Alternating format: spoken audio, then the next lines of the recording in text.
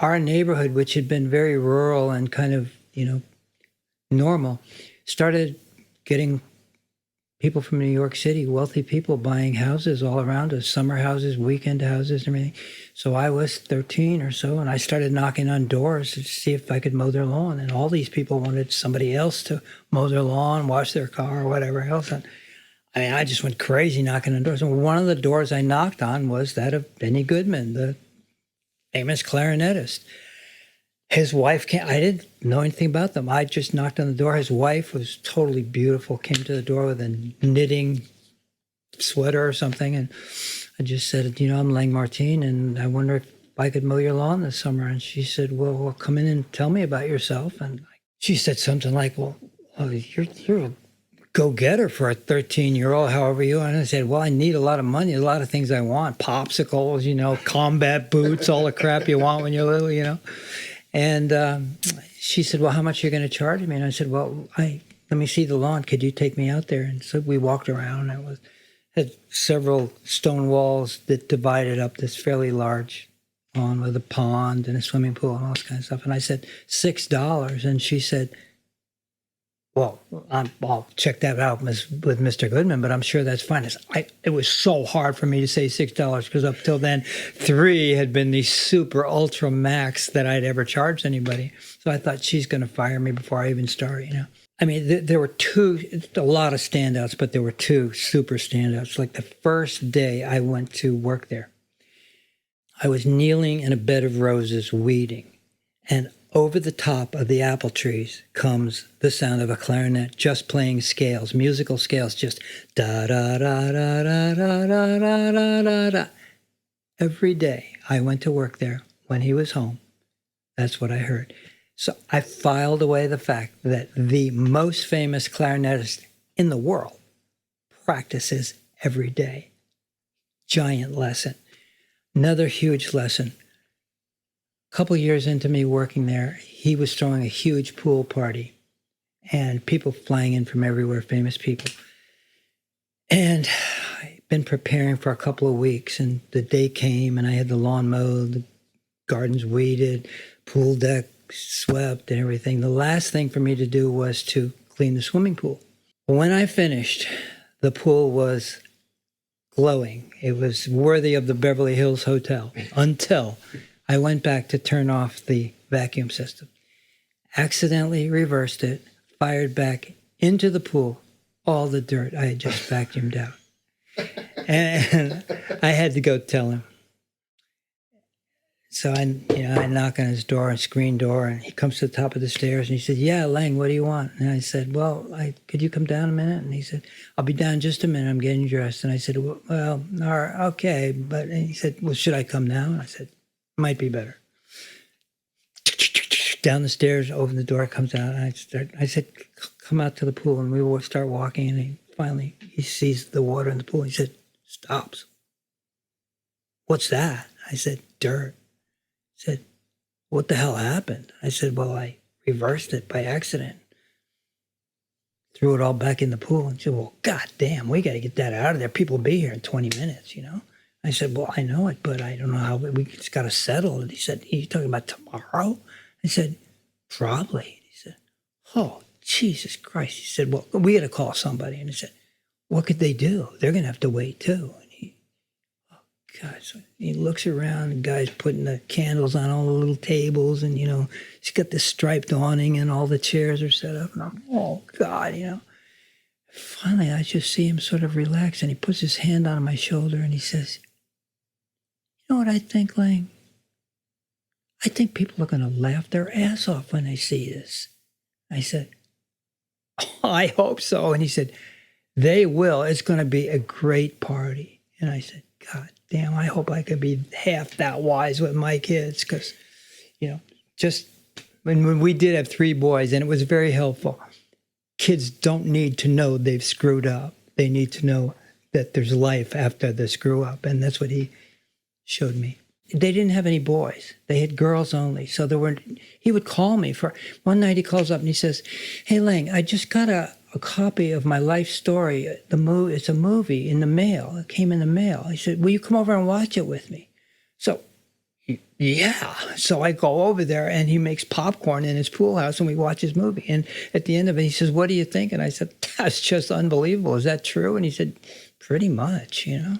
So were all these things that he lived, maybe 4 houses away, and it was easy. I could just run over there. And as I say, later on, when I drove him to concerts and stuff, I remember this night there was a concert in a field in Springfield, Massachusetts, in a tent.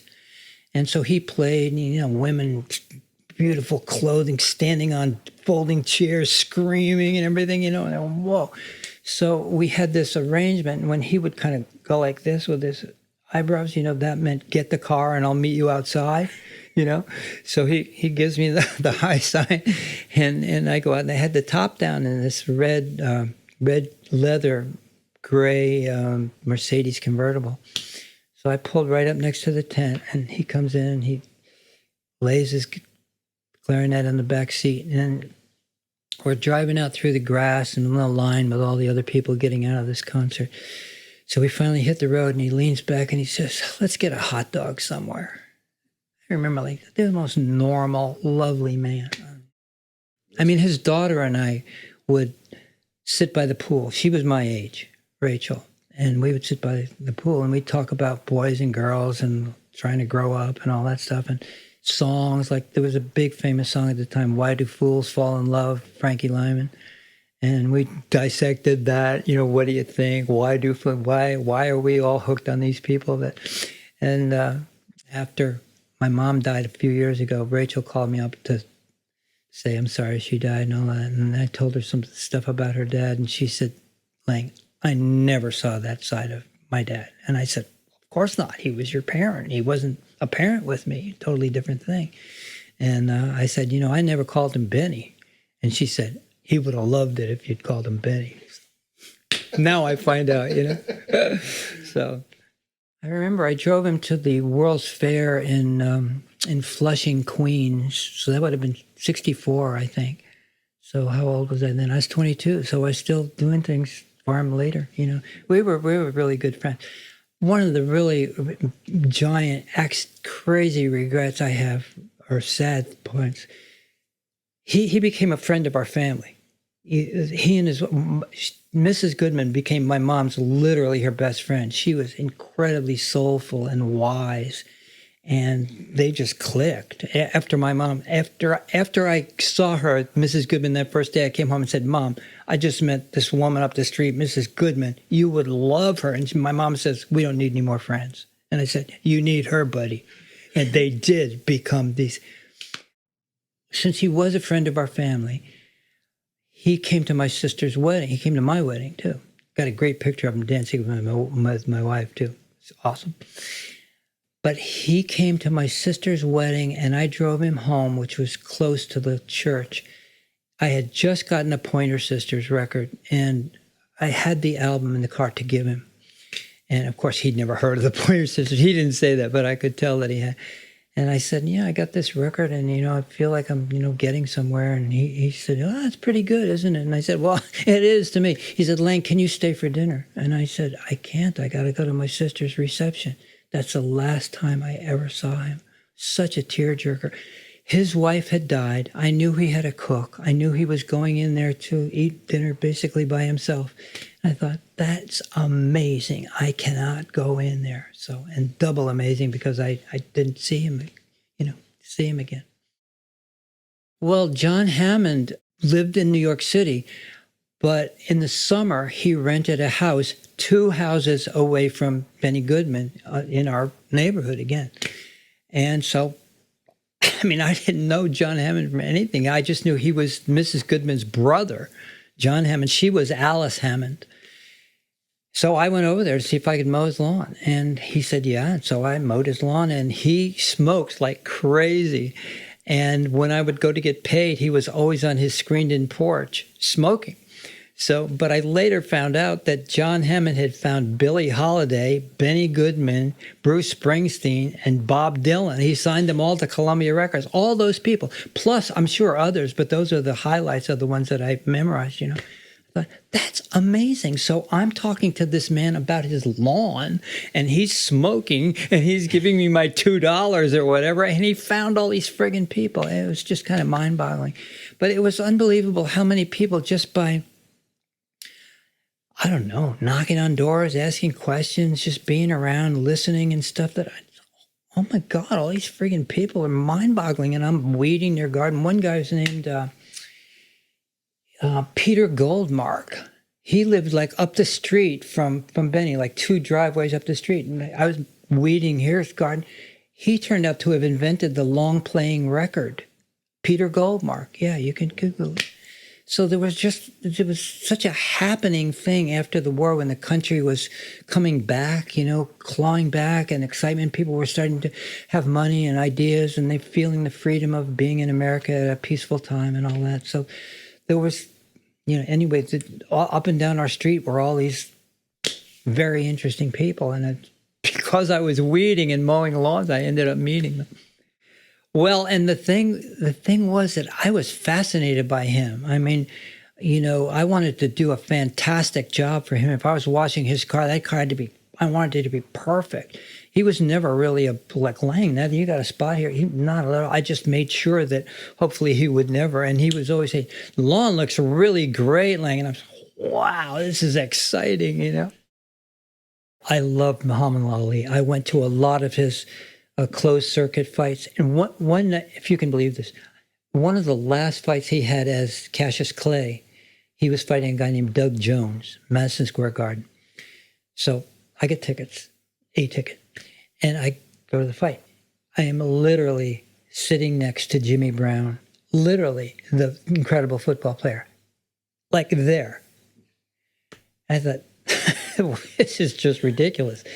So since I idolized him so much, and during the late 60s, he had been banned from fighting because he wouldn't go to the Vietnam War.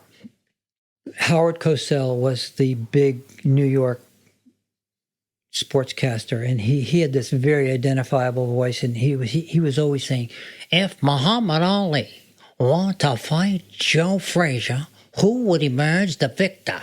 He's always saying this stuff, and then people would call in and they say stuff. So this one day, I'm waiting for a friend on the corner of 50th and Madison, and Muhammad Ali walks up. He's carrying a briefcase. He's standing there. I thought, Jesus Christ, Muhammad Ali. I said, I want to ask him if he were to fight Joe Frazier, who would.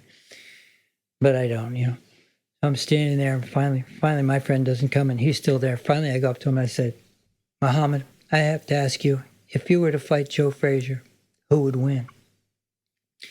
He grabs me very gently by my little necktie and everything. I have it all dressed up at work. And he kind of goes up like this, and he brings his face down, and he sort of puffs his face up like the friendliest ogre in the world. And he says, if Joe Frazier so much as dream he could beat me, better wake up and apologize. And I had literally never heard him ever say that in all that float like a butterfly, sting like a bee, all the things he used to say. I never heard him say that except that one time. But then no one had been paying any attention to him. And then when he let go of me and I backed up to the edge of the crowd, boom, like bees to honey, they all mobbed him. So when I was going to college in New York, I was taking my songs down to Broadway because I was 20 when I got the idea of maybe writing a song. I didn't play an instrument or anything at the time. I was painting a house this one summer, and all my friends were interning at like American Can and, all these corporations. And, I thought, God, they would all hate me. They'd not only not hire me, they'd fire me like the first hour. What am I going to do? How am I going to earn a living? These kids were all very excited about what they were going to do, and I didn't have a mission like they did, a bent. So I'm listening to I had a radio in the gutter next to where I was painting this house, and this song called Abilene came on. Do you know that song? Abilene, Abilene, prettiest town I've ever seen. I said, oh my God, this song is so fantastic. I wonder if I could write a song. I said, yeah, I can write a song. And the response from that was because I had read every lyrics of the hits magazine that ever came out during my lifetime. So I had read all the lyrics to all the different kinds of songs, and I was astounded that they were usually this long. There were like 12 lines or something. And how could it take 3 minutes to sing this? And I saw how they did it, So I just thought, yeah, I get the format. I think I can do this. So I just started doing it. There was a publisher named David Rosner. He was the head of April Blackwood Music in New York, and they had an office in 1650 Broadway, which is right on the corner of 51st and Broadway. His window overlooked Broadway. So through a bunch of door knockings and question askings and stuff, I went in there one day. Sitting in the chair with the chair backwards, with the back of the chair against him, is Neil Diamond, and David says, "Hi Layng, this is Neil Diamond," and so no one had ever heard of Neil Diamond at that point. And Neil says, "Well, Layng, I hope you make out better with him than I did, because he just let me go." And I said, "Oh, Jesus Christ, this is great." Again, no one's ever heard of Neil Diamond, but the idea of someone being let go was not, They eventually let me go, by the way, too. So they let but he and I don't know, we had some kind of a mini bond. I think we saw each other one or two other times or something like that. And then when I had a song called Rub It In, which was the first song I ever wrote that earned any money. He wrote me a note and said, congratulations or something like that. But then in the 90s, he came down here to write songs with some songwriters, Nashville songwriters, and he asked me if I would write with him.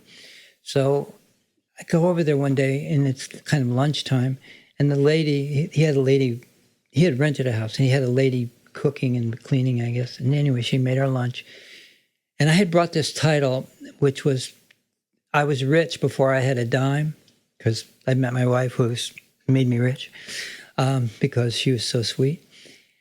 And I said, "What do you think of that?" And he said, "I love that." And he said, "I think we should let's call it Before I Had a Dime." And I said, "Great," So we wrote this song. I honestly do not know, Otis, if this song is really great, but it was such a treat to write a song with Neil Diamond. And he is such a, thoroughly thoughtful, kind, good person. The proof of it is he released it a few years ago on an album. It's called something like Neil Diamond's 60th anniversary, or maybe 50th, I don't know. Anyway, he does a little paragraph about each of the songs. And in this paragraph, he says, "Layng brought this idea one day to our thing," which I just thought, well, that was way overkill. He didn't need to do that, but he did. And, goes on to talk about the song. And I'm sure Neil would, that was like his 430th favorite song in history, but it was just so sweet that he bothered to write these notes about each song, including mine, and mention anything about me in it. So I had this fish and chips franchise that I ran. I didn't run, it ran me. I was trying to find a way to earn money to write songs, find time to write songs and not have a regular job. And you could buy these franchises for just peanuts. So I had 2 of these fish and chip stores. They were driving me crazy. I mean, I had like 25 employees who hated my guts. I mean, because I didn't know what I was doing. And there were always air conditioners dripping on people's suede jackets, and they'd hand them to me and say, "You owe me $300." It was just mind-blowing. One day, instead of going to this fish and chips place on Long Island, I just went down to New York to find David Rosner and say, "I'm dying out here, help me. What do you think I can?" So he said, "Well, Layng, what do you want?" And I said, "What I would really like is someone who is a great songwriter and produces records and might want to publish my songs and help me become a better songwriter." And he said, and I said, "Someone who's eclectic, that's rock, gospel, slow, fast, country, any kind of music." He said, "Well, you're talking about Ray Stevens." He says, "He's the most eclectic guy in the music business." And I said, "God, that is the most incredible idea."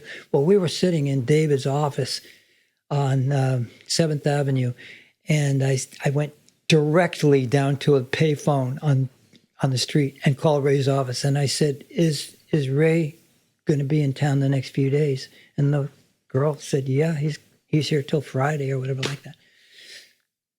Went to LaGuardia the next morning, took a taxi to Ray's office and went in, and his office was in a little house.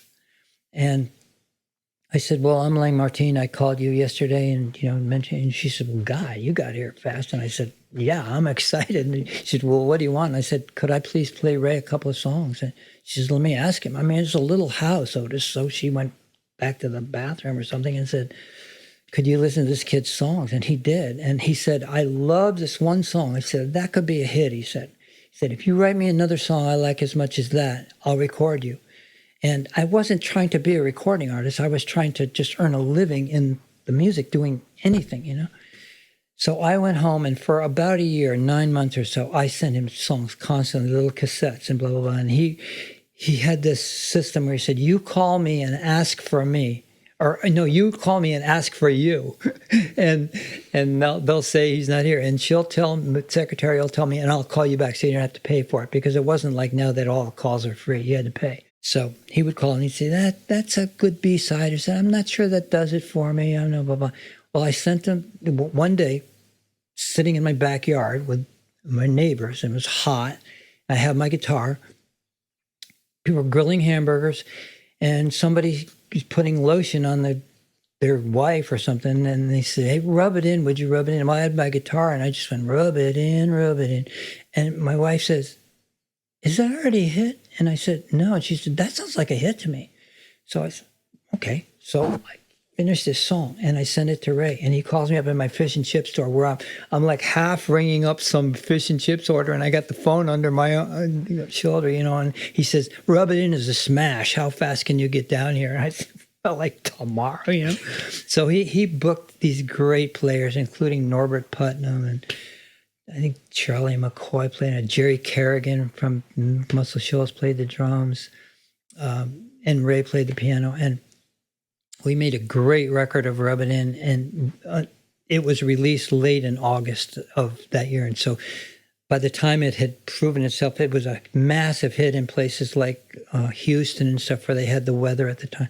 But then when it was time to spread, it wasn't summer anymore, and people said, we can't play, that's a summer song, we're not playing that. So I used it as a demo, and I took it to Billy Crash Craddock's producer, a guy named Ron Chansey, and they loved it, and they recorded it, and it became a big hit by him. And then this commercial Glade plugins, I don't know if you ever saw that, plug it in. So that song has just been such a godsend to our whole family, but it also gave me the confidence. I said, I can do this, instead of thinking, I hope I can do this. I can do this. I just have one of the key things, Otis, was I loved pitching my songs. I loved it. Most people hate it, but I loved it. I love people. I love getting to know people, but I love to be in the room when they either turn it off after 20 seconds, sometimes before they even heard one word. This is wrong tempo. We don't need that. But when somebody lights up over a song and you're in the room, it's so exciting. Even if most of the time it ends up they don't record it, just the fact that they love it is so inspiring. It makes you say, God damn, I'm not kidding myself. I still can do the. So anyway, that Rub It In, that whole thing was just such a lesson to me. And Ray, it was so cool. He said, look, Layng, I don't pitch songs. I said, I'll pitch the songs. If I can't get in the door and you feel like making a call for me, great. But otherwise, if you please just help me be a better songwriter, help me improve, tell me where I'm losing you, and stuff like that. And I remember the very first day I go in there to play my first song when we've moved here with our two little kids, one of which was 4 weeks old, a kid. My wife is very courageous. I go in there with my song, and it had the word escalator in it. And he says, what's an escalator? And I said, an escalator, that's the moving stair. He says, God damn, I know what an escalator is, but most people don't. And he said, you've been to Macy's. Most people haven't been to Macy's. Speak simply. Give simple words. Let me know what the hell's going on in your song right away. Don't lose anybody. Oh, God. These were all just massive lessons for me. And they seem like, well, how could that be a lesson? But it was, because if you lose people for 1/8 of a second in any way, rhythmically, lyrically, in any way, their mind's somewhere else. So anyway, there were so many things. When he loved a song, I could stand anyone turning it down, turning it off. I said, Ray's 11 times smarter than everybody else in the music business, in my opinion. that was why. If he loved it, it's in there. And I would just keep taking it to people. I may way down my song that Elvis recorded.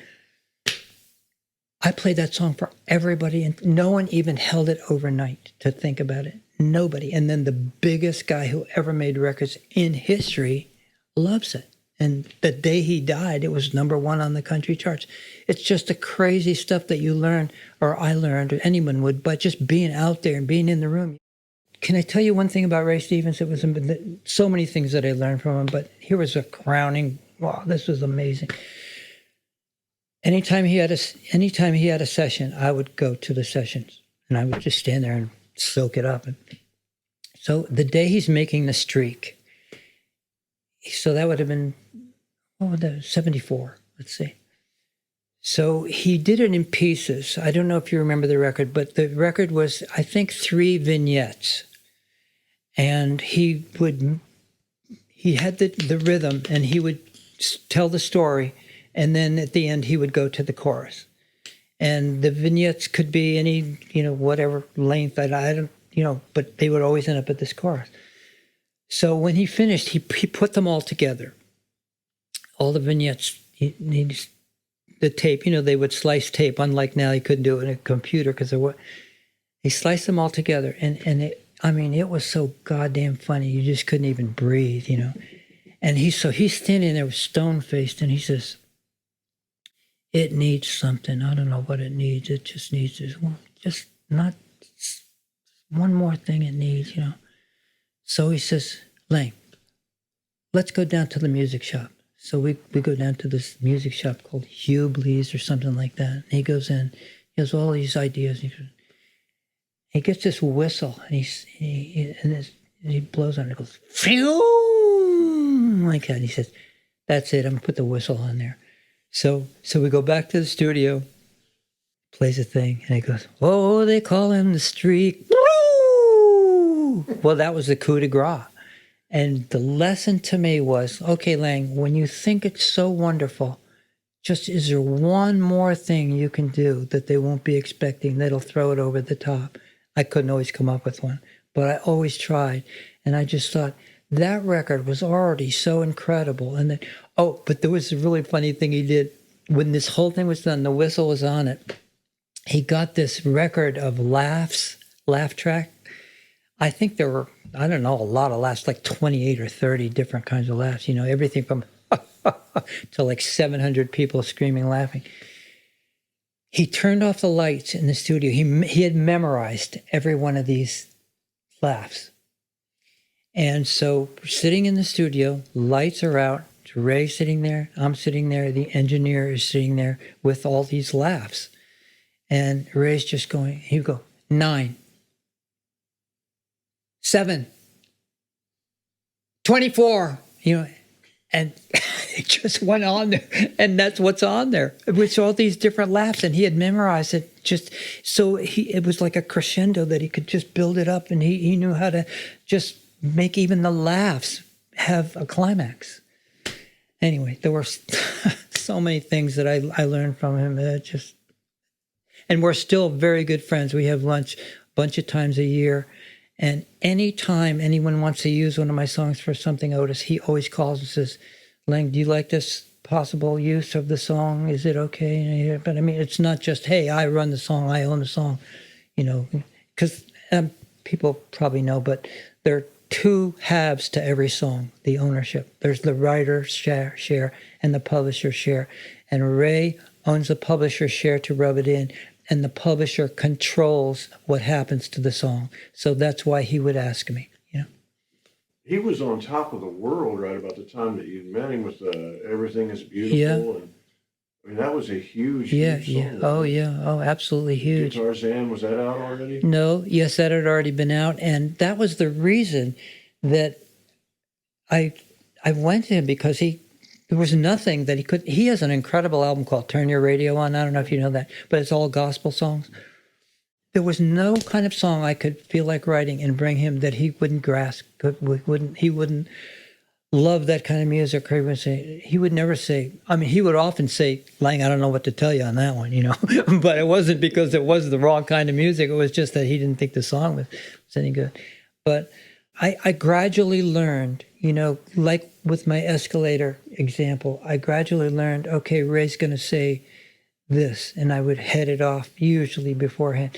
And the worst thing he could ever say was, you lost me in that third line. I have no idea what you're talking about. And so I just wasted the rest of the thing. No, just change the third line. Bring me up to speed. Take me with you. Take me by the hand. Lead me through this song so I know what the hell's going on, So there were these, and it would all take 20 seconds. Like, there was no, like, a long, let's hash it out about this. It was literally 20 seconds. I'd play the song. He'd give me his opinion, which often was, as I say, just can't help you. But if there was a comment, and if he said, that's fabulous, I mean, he might have said that 12 times the whole 10 years that I was with him. But that was all I needed to just be off and running. And so there was... Because, encouragement and vibes and feelings are the whole basis of everything we're doing is feelings. So when he would help my feelings and spirits stay up by encouragement, he also had no problem if I played him 9 songs in a row that he didn't like. He would feel no compunction to love the 10th one because I needed it. No, he'd hate that too if he didn't. There was a very famous publisher named Bob Beckham. He ran a company called Combine. And when I was out pitching my songs, I would often see Bob pitching his songs. He was pitching the songs of Chris Christopherson, Billy Swan, these great people that he had. And we'd sometimes be sitting right next to each other in the office waiting for our turn to play songs. So this one day, I was waiting to play songs, and Bob comes in and he sits down. He says, hey, Layng, do you have any... Oh, everybody in town knew that Bob had a direct line to Felton Jarvis, who was the producer of Elvis. They knew that every couple of weeks, Felton would come by Bob's office and pick up any songs that he'd left for him and take them to Elvis, So I said, yeah, I do have songs for Elvis. And he said, bring it to me at 3 o'clock or whatever. Well, you had to have a disc cut. You couldn't take a tape because Elvis would put him on apparently a cheap record player in the studio, and he'd play. And if he didn't like it, he'd just sort of frisbee it across the studio. I said, man, I don't want to get frisbeed, but I had to go to Ray. I said, these cost $20 to get these things done. Can I do it? And he's, yeah, get one song on each side. I said, okay. So I had 3 songs that I was thinking of. One was Rub It In. One was Way Down, and another one called Don't Boogie Woogie When You Say Your Prayers Tonight, which became a big hit by some other guy in another country. But these were 3 songs. Going out the door, and the secretary who knew all my songs, because I wrote them like 4 feet from her desk, and she was thoroughly sick of me and glad when I was going out to pitch a song somewhere. I said, I'm thinking of Way Down, Rub It In. She said, I'd play him Way Down. It was the one song I probably wasn't going to put on this disc because I could only put 2. So I take it over there, and he ends up recording it. And I owe it totally to Bob Beckham, who decided to give me a chance when he could have used that slot for his writers. And when I went to thank him, I mean, it was amazing, Otis. I bought him a bottle of wine, if you can think of anything more absurd. I said, look, this is like nothing compared to what you did for me. And he said, well, I think I know what you're talking about. And I said, you changed my entire life, but that crazy, double crazy part of it was whenever, I think it was 56, January of 1956, my mom is driving my 7th grade girlfriend and me to a movie. It's dark. We're in the back seat sort of making out, and Heartbreak Hotel comes on the radio. And I leaned forward and said, Mom, who is that? Please turn it up. And she said, I don't know. So at the end, the guy says, that was a young man from Tupelo, Mississippi named Elvis Presley. I said, God almighty. I mean, that was just changed. It really did change my entire life. I was obsessed with music, like from then on, never thinking that I would write a song or anything. So The day that Felton Jarvis was mixing way down in the studio, mixing, you know what that is, of course, but in case people don't know, that's when you balance the instruments and make sure they're right. And, he says, Layng, I'm mixing way down. You want to come over and hear it? I said, well, I'd never met Felton, and I'd never met Brent Mayer, who was the engineer.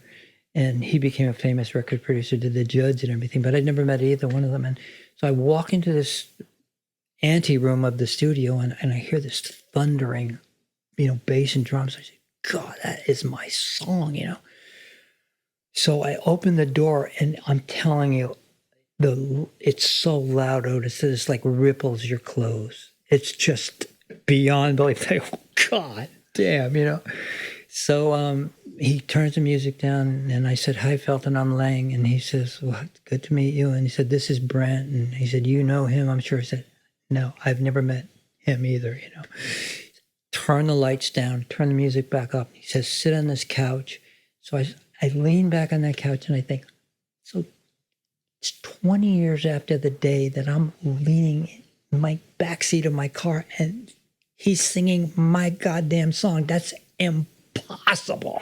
How the hell? How does this fucking happen to anybody, So anyway, that was one of the more amazing moments.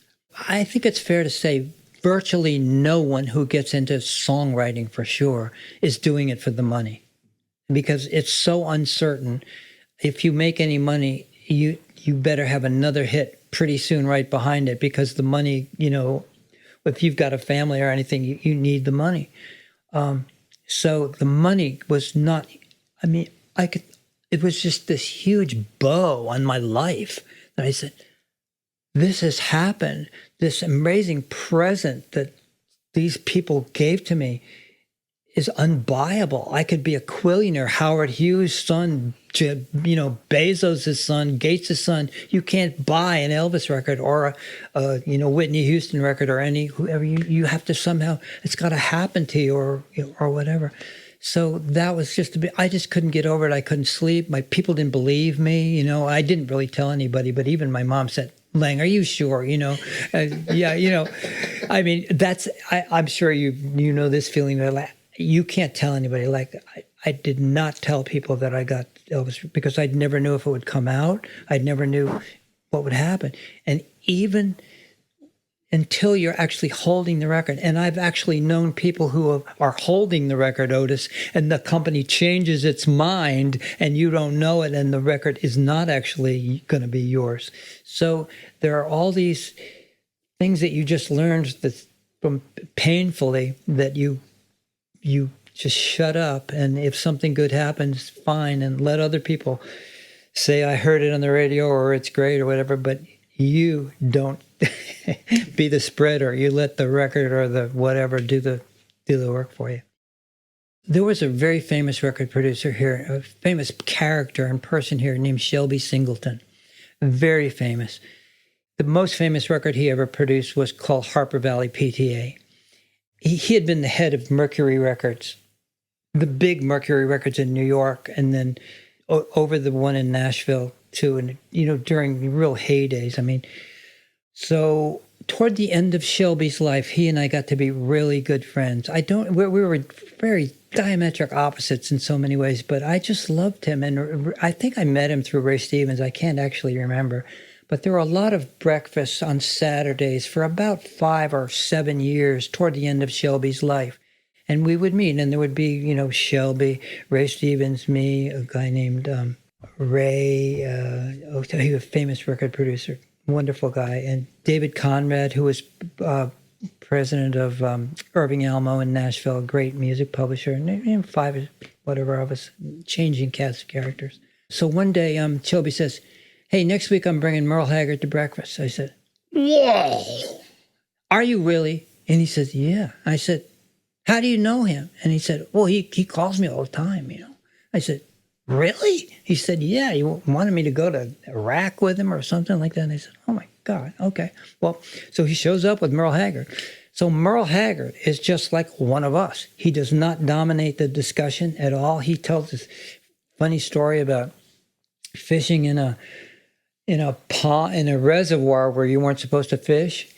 And so he set up with his girlfriend, where the girlfriend would be at the entrance to the reservoir and with a walkie-talkie, and he'd be fishing. And if the cops came, she was to walkie-talkie him and tell him to, cops are coming. He's fishing along, and suddenly she comes down and she says, "God damn, Merle, the cops are coming. Get your ass out of there." Yes, and he's saying, "Sit down, goodbye. The cops are going to get you." So he's running out, and Merle Haggard is, running with his fishing pole to avoid the cops. I don't know. It's just comical that nothing he ever said was, "I'm wonderful" or anything. But that night, we all went to the Opry. He was singing at the Opry. So we were backstage, and he's singing, and at one point he walks to the very front of the stage and he takes off his hat and he looks at the audience and he says, "I want you to know that I know I would be nothing without you." And I never forgot it, because each of us who has made 13 cents in music business can find a quillion people that we could make that same sentence to. But the drama of him doing it as one of the most remarkable people in the world, I just never, it stuck with me always. If you were going to listen to Haggard right now. Mama Tried. I mean, I just have to. Or if we make it through December, there's just such pathos. And there's so, he didn't write If We Make It Through December, I don't think. But he did write Mama Tried. And his whole story about having been in prison, and I think he was on the cover of Time magazine when he was 37, but he'd already been in prison and all this kind of stuff. And the whole idea of, and also having been a parent, you just know that you're just doing your best as a parent. So, I mean, at the time that was a hit. I was probably 25 or something, but it was so touching to me. And there were he was writing songs like Okie from Muskogee, and I was against the Vietnam War. But he wrote this song called "The Fight Inside of Me." But if you're walking on this country horse, you're walking on the fight inside of me. And I know that he was for the war, and it didn't matter. He was just so passionate. I thought, I'm for whatever he is, unless I have to go over,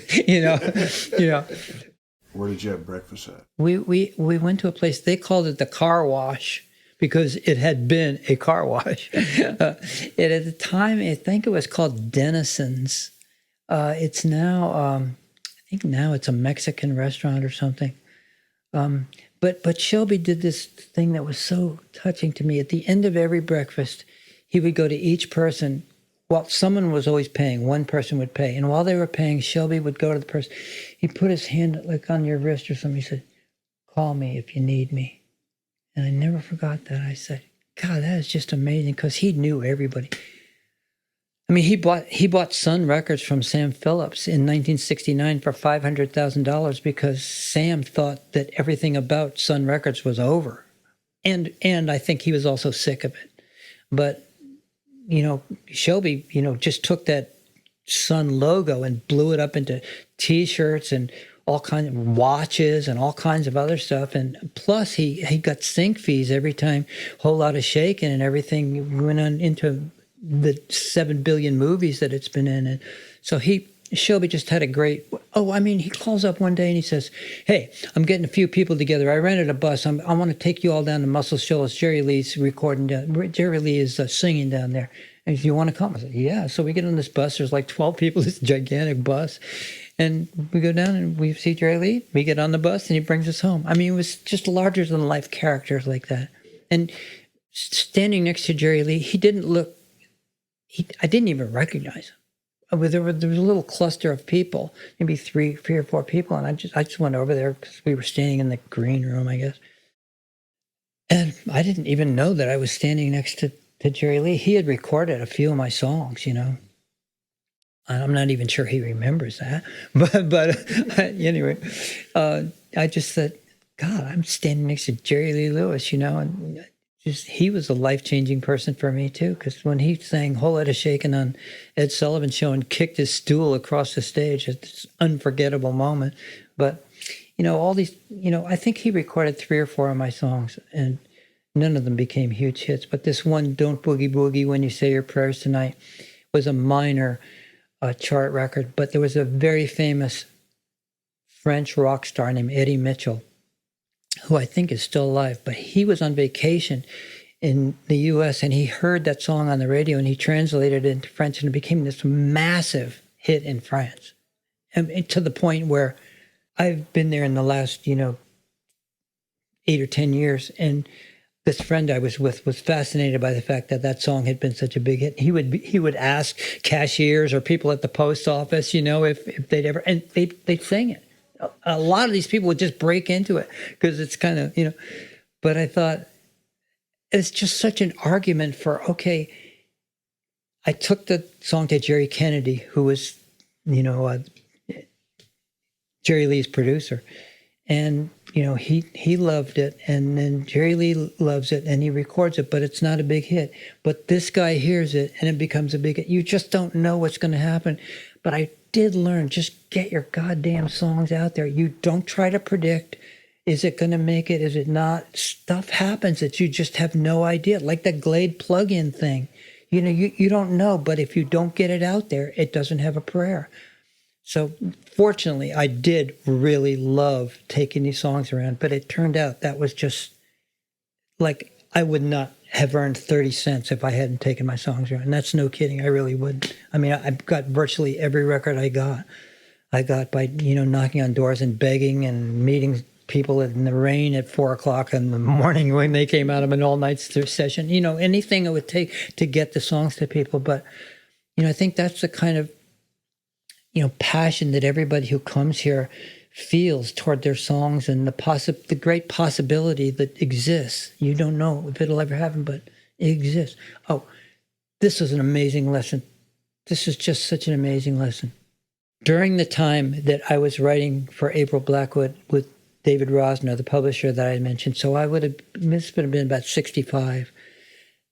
There were 2 cork-lined offices in this basic office complex. So I had one, and Chip Taylor, great songwriter, had the one next to me. So one day, I'm guessing 65, David comes knocking on my door and said, "Layng, I just got a great record of Chip's from England. I'm going to play it for him. Do you want to come in the office and hear it?" And I said, "Yeah." So we go in there. They play Wild Thing. And so Chip had never heard it. He's standing there. He's never heard it. I never heard it. David had never heard it. I said, that is going to be the biggest record in the entire world. I mean, anyone would have said the same thing. And it was. And I just remember thinking, God damn it, that is just such proof. He's sitting in that office like 10 feet from me. He's probably about my age. And he just wrote this song that's so incredible. And this can really happen. It can really go from this little room in the middle of nothing going on to the world. And all these lessons they just stayed with me. I just thought, Layng, I wrote a lot of songs in our bathrooms and stuff because the echo.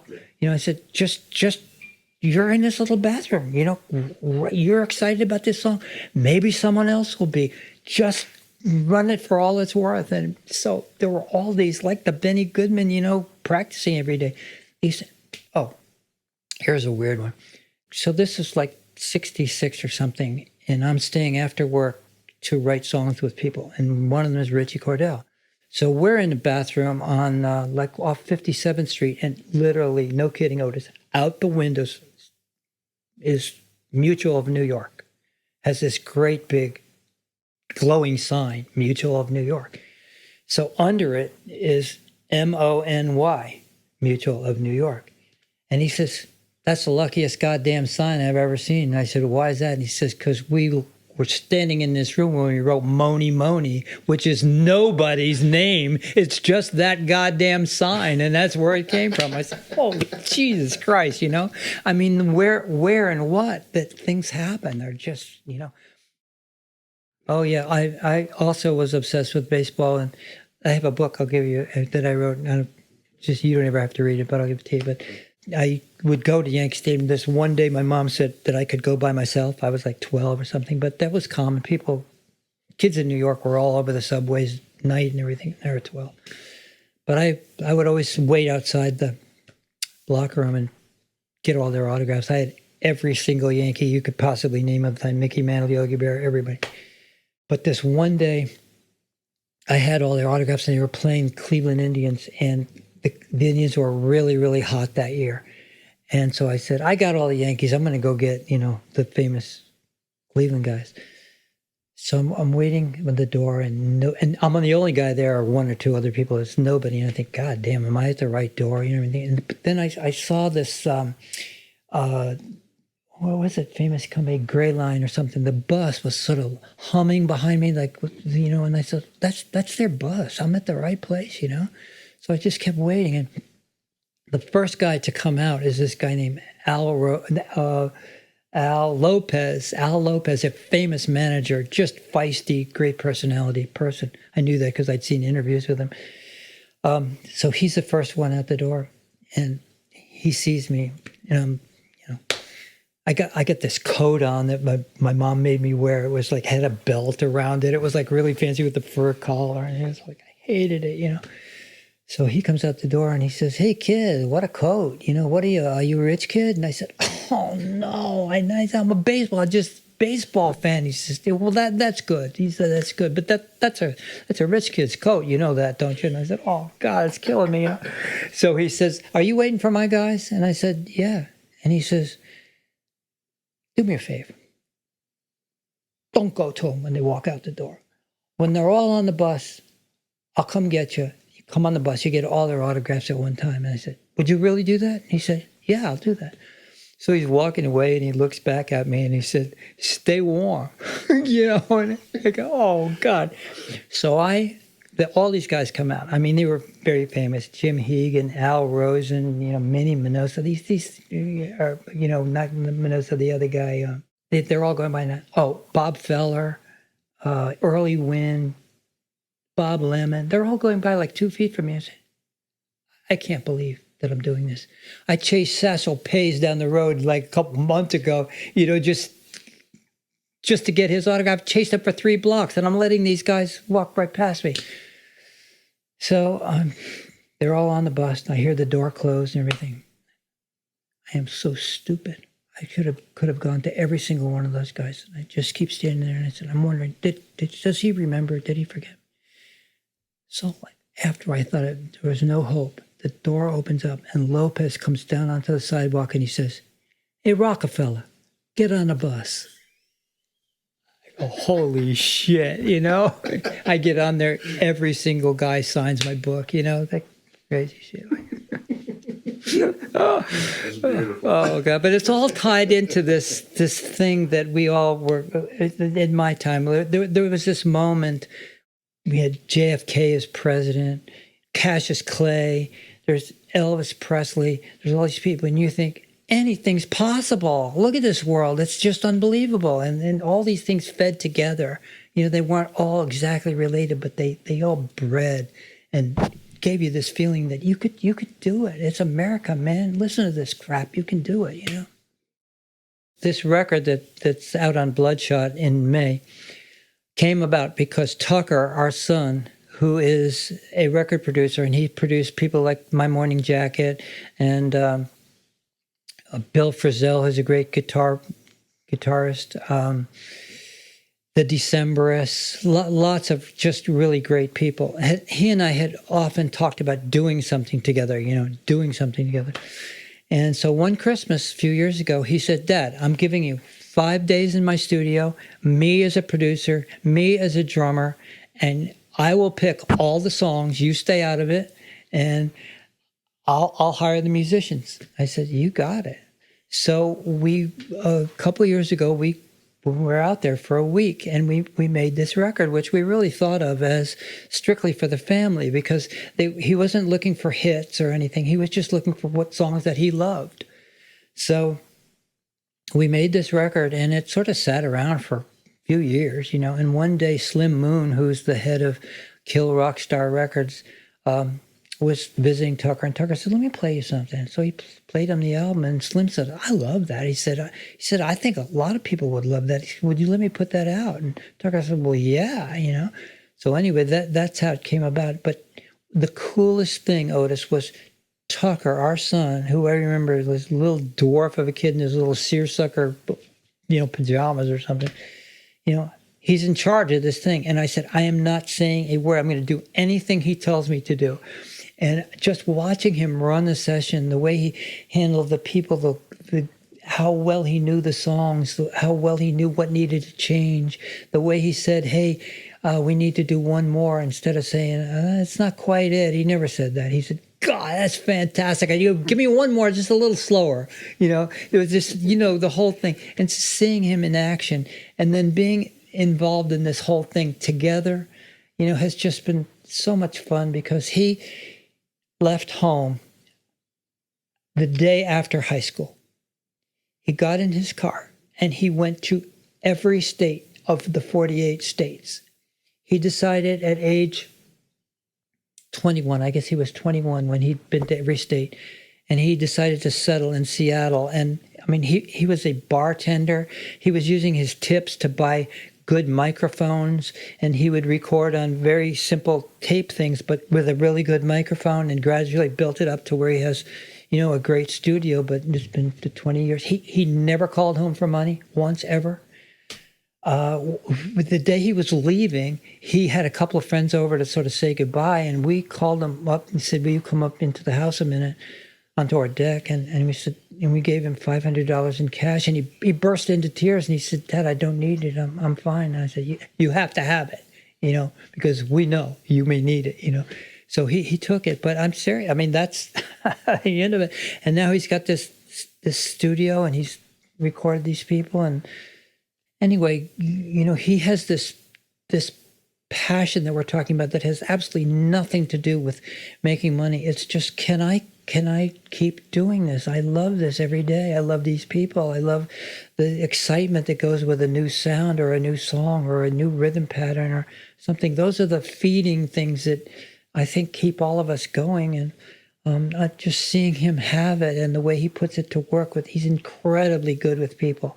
I think, like David Rosner, when he fired me, he said, you're just a great songwriter. You're going to end up doing really well, and I wish it were with us and all that. And you walk out of there and think, oh, God, maybe I'd call him for a reference sometime, that kind of thing. Tucker's got that, So